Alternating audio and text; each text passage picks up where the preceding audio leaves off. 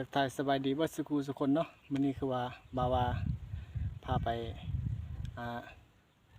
เบิ่งลูกไถนาเนาะพี่น้องเนาะมื้อนี้ก็สิพาไปเบิ่งเลยพี่น้องนี่กาก็ยังบ่ทันสูงพี่น้องกาก็ยังแบบนี่พี่น้องผลกำลังมาพี่น้องผลกำลังมาไปเบิ่งเลยพี่น้องไป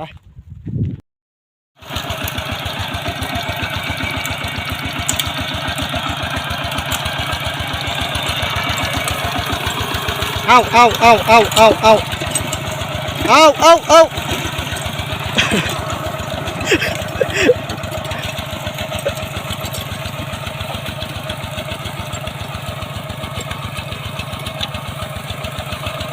งัด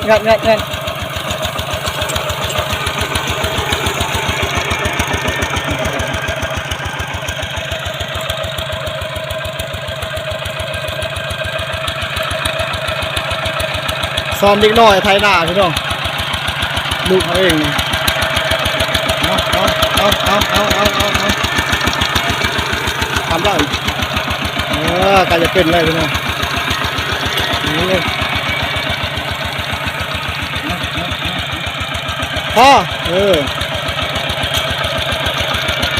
เป็นแรก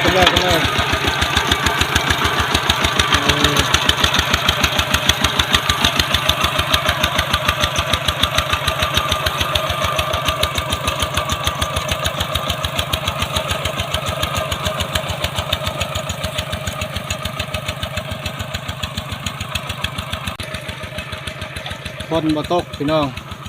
แรงพี่นี่ไถนาบ่มีน้ำเนาะ